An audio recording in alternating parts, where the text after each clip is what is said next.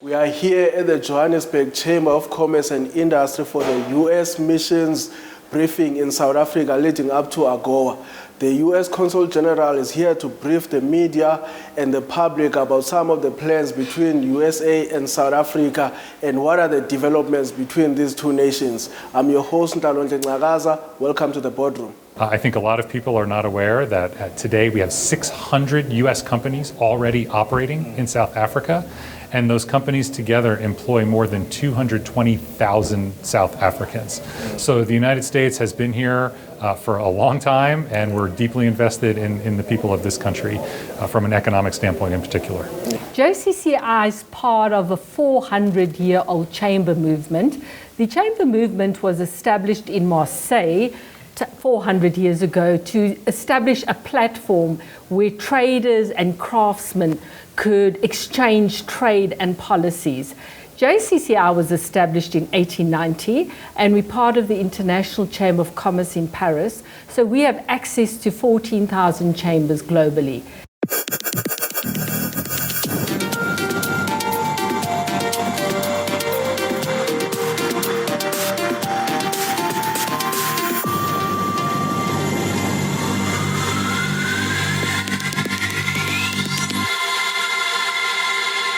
Welcome to the boardroom. I'm your host, Ntalonhle Ncakaza, and today we are talking U.S. missions in South Africa, organized here by the JCCI, and I'm joined also by the CEO, Bernadette Zeyler, of the Johannesburg Chamber of Commerce and Industry. Welcome to the show, ma'am.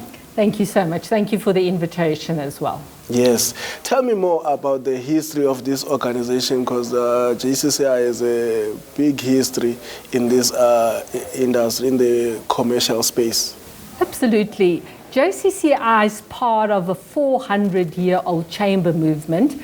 The chamber movement was established in Marseille 400 years ago to establish a platform where traders and craftsmen could exchange trade and policies. JCCI was established in 1890 and we're part of the International Chamber of Commerce in Paris, so we have access to 14,000 chambers globally. JCCI is also part of the Association of South African Chambers, so it's all the large chambers of Johannesburg, Cape Town, Durban, Bordercar, Nelson Mandela and other chambers that form this association to represent business and lobby on behalf of business with government. And we've identified 3 key areas to focus on where we can represent business, that being water, electricity and infrastructure, where we will look at these issues and lobby on behalf of business. And then also collectively, we will represent businesses on the international platform and give our members access to the international market linkages as well.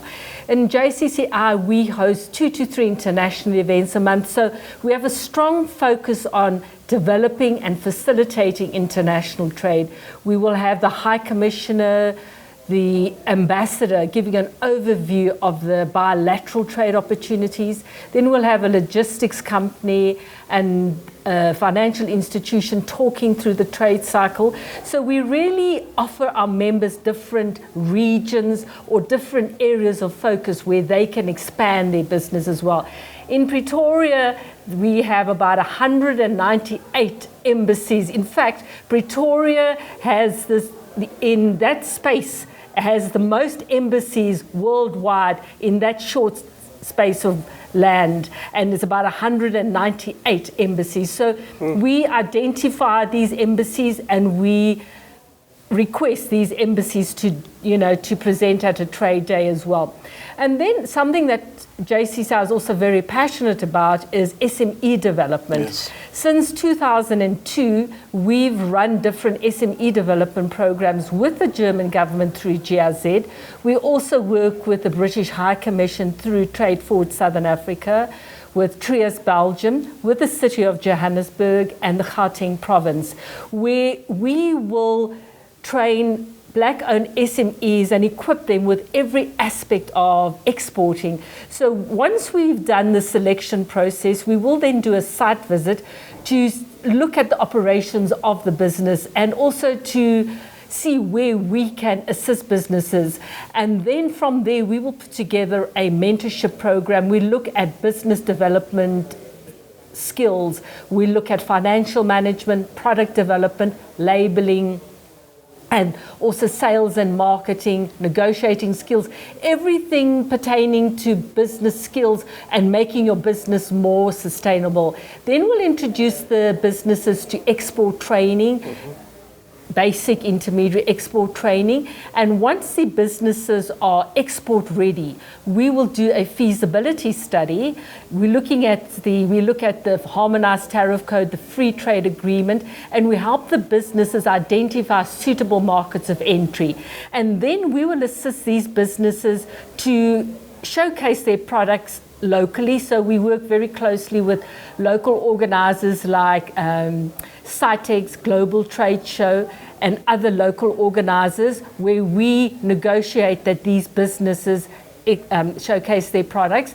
And then also we will approach different procurement departments where the procurement manager, like Massmart, Spar, Food Lovers, where they will present to the SMEs the criteria to be listed on their database. So this is also part of growing the business as well. And then we work very closely with the Department of Trade and Industry on their different trade missions and exhibitions, and we will identify suitable markets of entry, and we will then apply on behalf of these SMEs for these local trade shows and exhibitions. And then also we will introduce our SMEs to local partnerships and international partnerships through our network of 14,000 chambers globally. And the success of our programs is really measured on when partnerships are concluded or when these SMEs enter into new markets. That's where our success is measured. And we've had amazing success stories. Just to mention two, one company in indigenous tea, when they joined our program, they were supplying to 5 outlets. They're now at 90 outlets, including Spar, Food Lovers, Woolworths, and also internationally as well. And this project is also something close to my heart, because when they do the harvesting and the packaging, they involve community workers, of about 250 community workers. So it's also creating jobs as well. So we would like to take this pilot project throughout South Africa as well.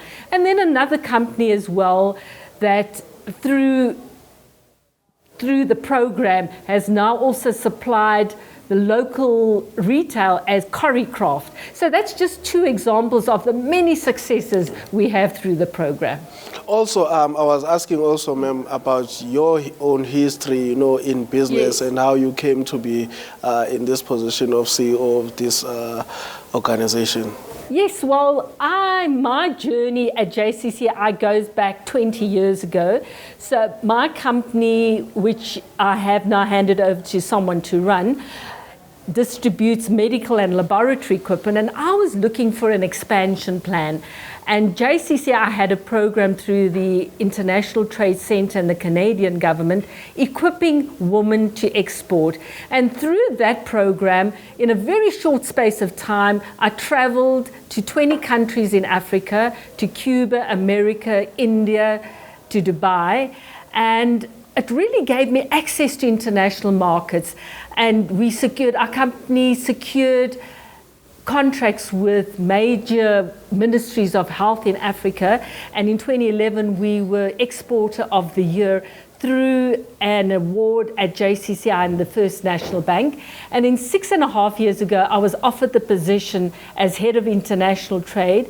And in 21, I was promoted to CEO at JCCI. And I must say, I'm very proud to represent JCCI, because in my own journey, how JCCI equipped me to grow my business, and even now my journey from Head of International Trade to CEO, how JCCI has been very strategic and has played a very important role in me developing and growing into a leadership leadership position. And for that, I'd like to thank JCCI. Yes, this type of organization like JCCI, I mean, now you have to, as a CEO, you have to be forward thinking. Yes. I mean, there's different things coming into the space, AI, technology is evolving.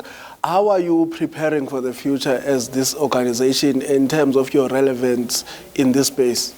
Well, JCCI, our focus has always been developing our international relations and also growing our international stakeholders as well with the city of Johannesburg and Gauteng province.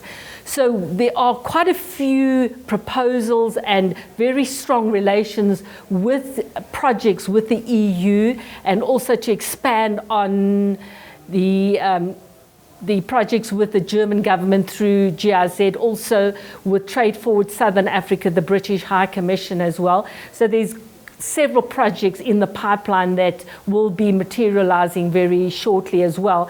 And JCCI has also established key clusters where we can develop and grow the economy. One cluster being the youth, where we actually have a youth chair, and also growing the program to attract membership in the youth sector, and where we can identify the unemployment amongst the youth, provide the youth with opportunities to grow their business or start their business. And then we have a woman in business desk as well, equipping women in leadership positions and in business, and in the property sector as well. And then some of the projects in the pipeline is township economy, where we can equip businesses in the start-up phase and then grow them into our export accelerator program. And JCCI has a very strong global export accelerator program, which has been developed and has been refined. And this model has been taken, because of the success of the model, it has been taken to some of the ASIC chambers with great success. In fact, 6 weeks ago, we had that graduation where over 150 SMEs graduated, and a total of close to 1,000 jobs was created collectively through this program. Yes, ma'am. And also talk to businesses, investors looking in South Africa as a possible potential investment destination. Talk to those businesses that look to come into invest in South Africa. Well, there are several opportunities that we can offer to potential investors. We have special economic zones where special incentives are given to businesses to invest, and we're looking at also South Africa is very strategically based as a base or a springboard into the rest of Africa. And also with the African Continental Free Trade Agreement, if businesses set up your business and offices in South Africa, you could then maximize on the African Continental Free Trade Agreement, where you enjoy very low duties and other incentives from the Free Trade Agreement, and that will give you access not only to South Africa, but to the rest of the African continent as well. So the African Continental Free Trade Agreement plays a very important role for you to invest in South Africa. Yes, Ms. Sila. Thank you. Thank you so much for your time. You. Thank you.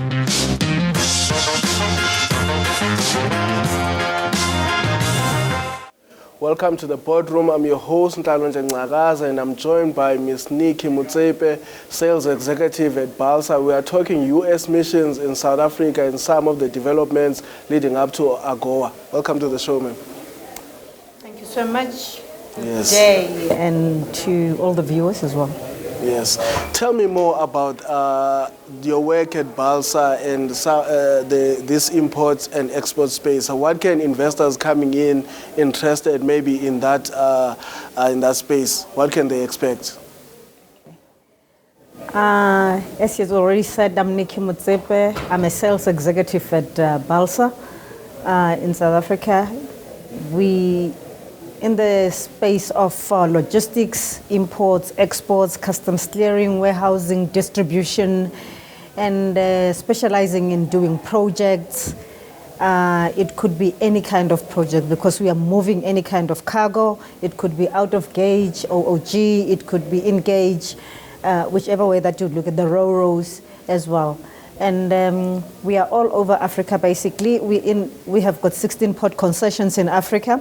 And we have got an office in South Africa, in the head office in Johannesburg. Then we've got an office in Durban, Cape Town, and PE. And we are able to move cargo into remote areas because we are specializing in servicing the mining industry, the oil and gas. We are in the pharmaceutical vertical. We are in the energy vertical. We're in the telecommunication vertical. You actually name all the verticals we are. We actually have specialties in that space. And the investors that are coming into South Africa, when they're looking into medium-sized companies, there is an opportunity in that space because we are a level 2 entity. We have got 25 staff complement, and we seem to be doing very well. We have been standing for the past 7 years as Balsa. So we are doing quite well. So basically, for an investor that's coming into South Africa, they could look into smaller entities like that and then invest in it, because you need to understand that in the shipping industry, we are the service providers.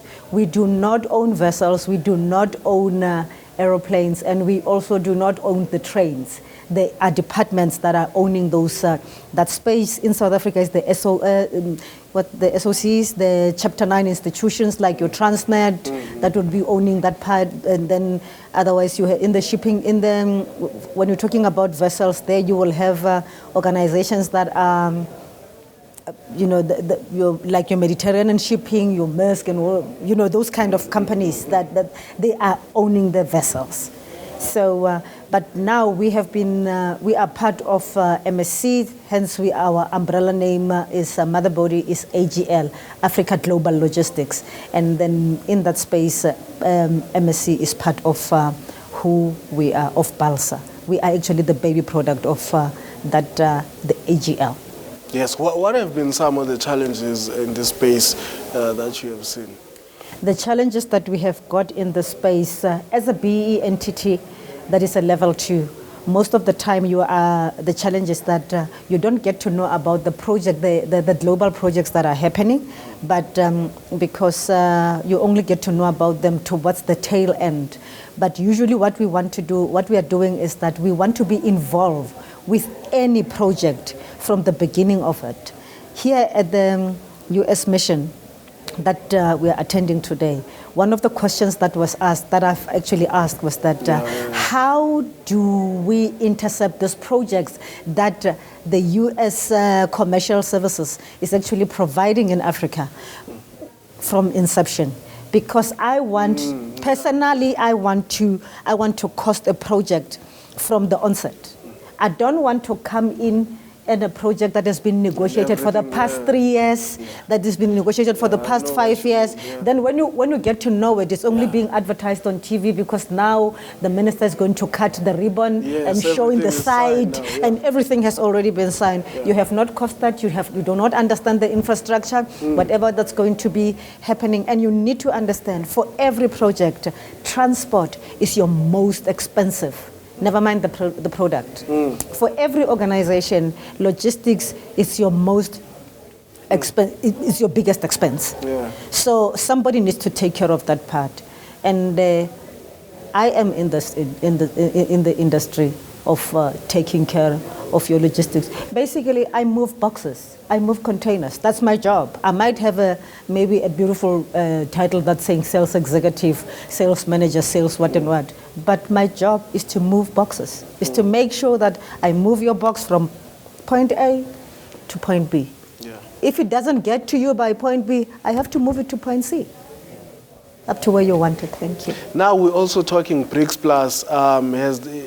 That is market expansion for some of the companies based in South Africa.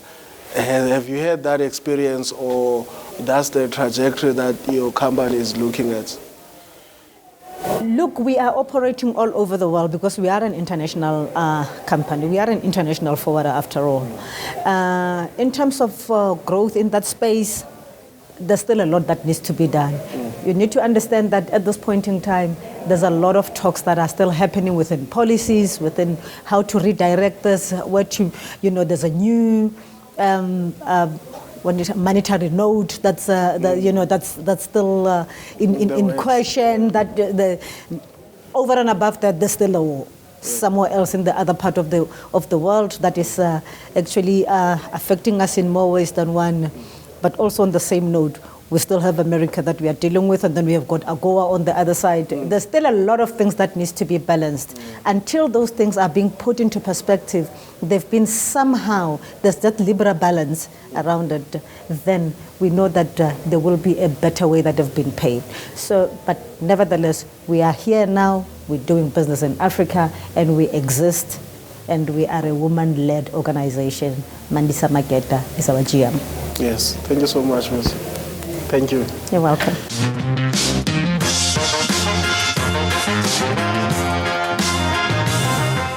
Welcome to the boardroom. I'm your host, Ntalonhle Ngcakaza. We are talking U.S. missions in South Africa leading up to AGOA. We are here at the Johannesburg Chamber of Commerce and Industry, and I'm joined by the U.S. Consul General, Mr. Vincent Sparrow. Welcome to the show, sir. Thank you. Good morning. Yes. Just a bit of a background. Tell me more about how you came to be part of the work of the U.S. in South Africa. No, thank you. So I'm here as U.S. Consul General in Johannesburg, the head of our operation in the Sandton office, which is part of the broader U.S. mission to South Africa. And we're here today because one of our most important relationships with South Africa is in the economic and commercial space. So we're constantly looking to expand our partnership with the private sector and with important institutions like JCCI to make sure that we're doing as much as we can to promote prosperity in both of our countries. Yes, some have been a bit skeptical about the U.S.-South Africa relationships. Can you put those to sleep? Yeah. As I said, we're here on the economic and commercial side, and that relationship is absolutely thriving. I think a lot of people are not aware that today we have 600 U.S. companies already operating in South Africa, and those companies together employ more than 220,000 South Africans. So the United States has been here for a long time, and we're deeply invested in the people of this country from an economic standpoint in particular. Yes. A bit more on those numbers, Mr. Sparrow. What are the numbers as it is with the trade between South Africa and the U.S. and also Southern Africa? Oh, it's in the billions of dollars. In fact, with the session we just concluded, my colleague, was saying agricultural trade alone is $1 billion a year. So it's quite significant across the entire region. Yes, and the investors coming into South Africa, what can they expect? And some of your key projects that you have in the works. So what is special about the U.S. mission to South Africa's work in this area is that we have a range of agencies: Department of Commerce, the U.S. Development Finance Corporation, the Trade and Development Agency, U.S. Agency for International Development. These are agencies that are designed specifically to help companies build relationships to grow in this area. Some of the agencies work with companies that are exploring the market to introduce them to partners, to provide financing for feasibility studies. Others, such as the Development Finance Corporation, will invest in projects that are already ready to put, as we say, shovel into the ground. Yes. So we provide services really across that entire spectrum, depending on where a company is in their life cycle. Yes. So that's what we were doing here today, was giving an overview of that to the local business community so they know how to tap into and access those services. Yes, and the preparations for AGOA, how's that one going? Yeah, we've been working very closely with our South African government colleagues. South Africa and Department of Trade, Industrialization and Competition is the host.